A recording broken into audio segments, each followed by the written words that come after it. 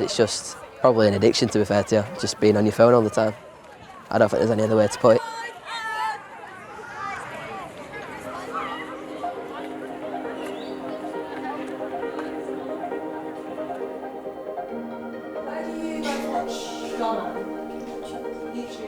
Like, everyone's got probably a phone. It feels like we're all like the same people, like glued to our phones.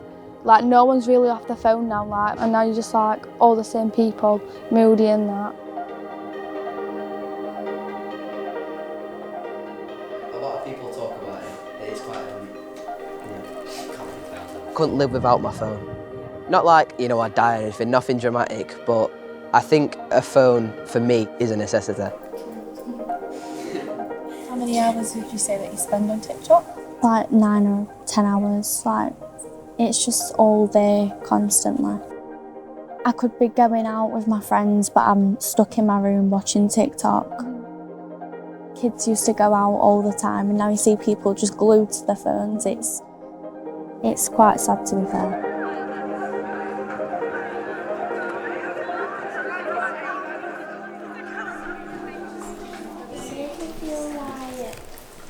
Like I was different, like I had more confidence than everyone else. This was actually the school-led project. They designed it, they set it up, and they contacted the university to see if anybody would be interested in researching the process and the experience.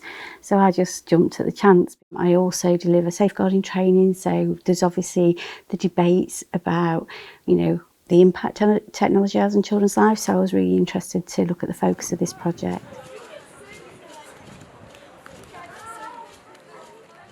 We did a lot of groundwork, a lot of prep. Now that something is coming, something exciting is coming, and we had these pictures of brick phones and stuff like that, and little gifs that we were we were having to ironically advertise it over social media. We're only testing the phone because it's such an accessible device. It's something that's just always in your pocket, always accessible. You just pull it out and it's just there. There was one person who I spoke to and they were like, "Oh, but what about Snapchat?" I said, "What is your longest Snapchat streak?" He said, "It's about 14. I was like, "That's not very big. Why are you worried about that?"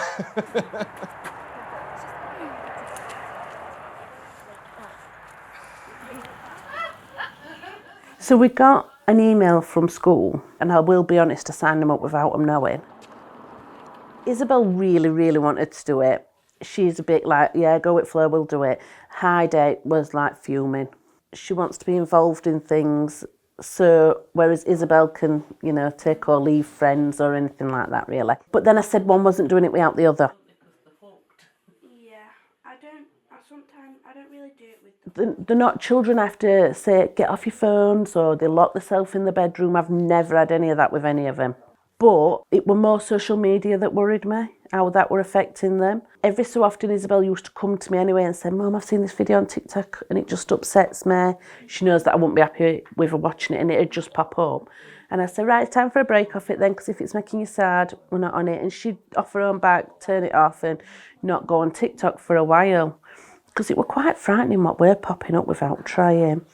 Like suicide, self-harm, bullying. It really would frighten her. Sex offenders, all sorts, things like that, and it would really, really bother her. And it'd play on her mind, and I'd say, "Right, let's have a break from it then, because we'll get better." And then she would happily. Yeah. And I wanted to show them what I lived a bit like. Yeah. Do you know what I mean? Like, and if anything, maybe get them outside a bit more. And it was just lovely. I'd have continued forever and a day. The teacher would have said, "We're doing it another month." I think every one of us would have signed up. Tell me what you did in those 3 weeks, that your big thing there. Well, first of all, my granddad bought me a fishing kit to start fishing with, and then my uncle took me fishing as well.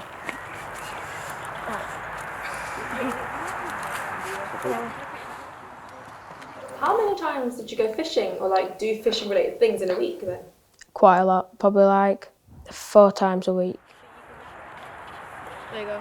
Now you can just tie on what you tie on. And normally, if they're big ones, I like to weigh them and get a picture with them, and then the little ones I just get the hook out. If it's a nice looking one, I might have a picture with it and then just put them back in water. Don't see it.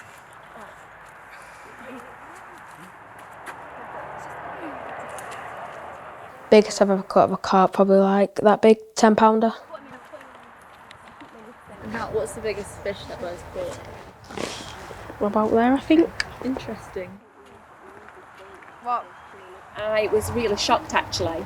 Really shocked that obviously I thought he would ask for my phone or want to go on my phone or be interested, but obviously we took up the fishing just as we lost the phone. So also he had to ask people, the older generation, for obviously advice and things like that, which obviously normally you just Google it. Yeah. So yeah, he's the difference in him is totally. Yeah. But because my brother used to fish, he really loved it, and it actually brought my brother back out, and he started fishing again. And then he took him out for a full day, so that meant a lot to me because we don't tend to do much as a family anymore because we're all so busy. Yeah. So it sort of brought us back together as a family with him fishing and taking this hobby up. That's so lovely. Yeah. Stay. The doors are there. Right, David, how did you get into woodworking? I don't know. I just saw my dad doing it, and I wanted to do it with him, so I started helping him. Yeah, and when did you start doing that? A month ago. Yeah, so around the time that you gave up your phone for a little bit? Yeah.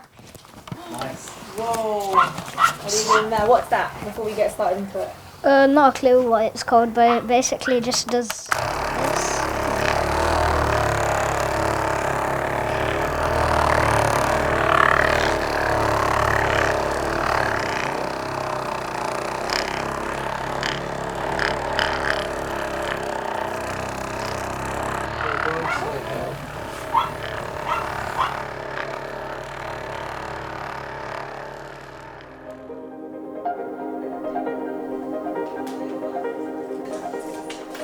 And what did you get up to in the 3 weeks? I did a lot of knitting and reading. I knitted a pillow for my mum's mum. She called my mum when she got it, and I kind of heard that, and it made me feel quite like really happy because I hadn't finished it before. I was reading a lot, cooking, baking, doing stuff with my family. Thank God it was really sunny when we did it, so I spent so much time the garden, reading, just outside with my family, and I just thought I communicate a lot more. I noticed that if I used calligraphy to write my titles and write, then I focused a lot more, so I picked it up and then I got better at it as I was doing it. So during the 3 weeks I practiced football a lot more in my back garden. With my brother, we just kept going out and in the evenings and stuff, just practice as much as we can. I also played quite a lot of football. I found ways to fill my time with things that I think were more productive or better for me than just going on my phone and texting people or scrolling. So when they received their phones back, they were talking about how difficult it was to come off TikTok, and one student in particular needed her friend to delete TikTok, and I think they might have learnt that it's okay being without their smartphone. They quite like it, but now that we have smartphones in the world, it's very difficult to actually say, I'm not going to use it now. Talk me through what happened when you got your phone back. First of all, I just went through my messages, see what everyone's been talking about, and then after that I just put it on SETI and just left it. I don't really go on my phone a lot still. Obviously we got the phone back, and if his face was in the phone, I'd give him instructions. 2 minutes later, go, have you done what you need to do? No, I've not done it. I felt like when I got back onto it, there were so many messages on it, and I just ignored them all because it's just a lot of nonsense half the time. It's funny, but not necessary. What do you think has changed since taking part in the project, if anything? I think they are more aware of how much they're on it. Heidi's very proud still in saying to me, Mum, I'm not on it as much as I did before, and it's she's got this real proudness about her that she's not. And other day she said to me, people are just being a bit mean at school, I'm going to block loads of people on Snapchat. And she did. So, and then she encouraged us all, because I went, do you know what, I'm going to take Facebook off front of mine. So I did that. And at school, I feel like I've concentrated more without my phone. Because like if I had my phone, I'd always be thinking at the end of the day, I wonder how much text I've got and stuff. I think they're more resilient than I thought. The good girls, they just crack on and make best of it. Whether it's because they've got each other, I don't know. I spoke to a lot of students who said, I was going to do it, but, and they're as important as the students who actually took part in the actual process. I mean, I respect it, to be fair, like, I couldn't do that, but they understand how much they are glued to their phones, so they want to distance themselves away from that and, like, enjoy living.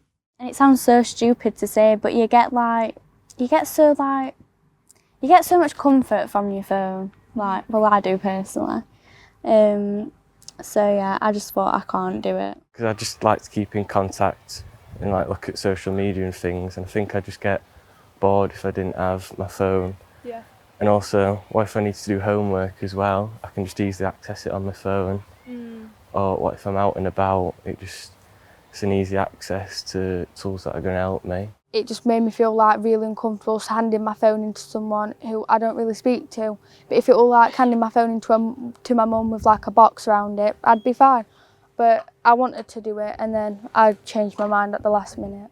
I just don't think I could go without my phone, because it's just like a go-to. Yeah. Like if I'm sat in bed, just sat down, even if I'm just walking to the bus stop or something like that, it's just, oh, I'll just go on my phone and I'll just look through this or look through something.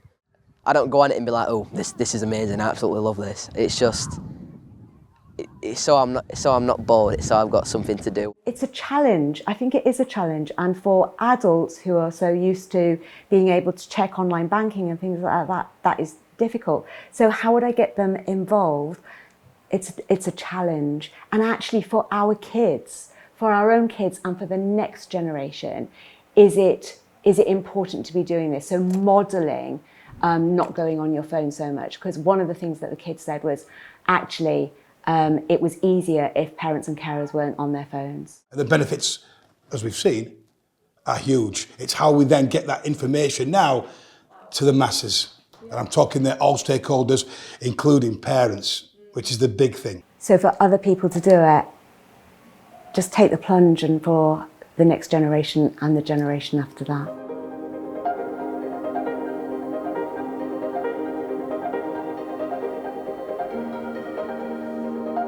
"24 hours in the day.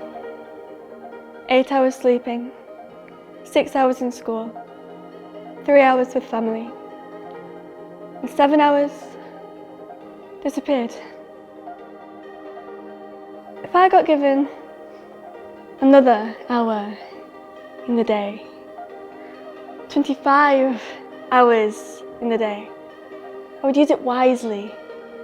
I would write a story, or learn to crochet, or build a rocket, pick a flower, sit, and just enjoy.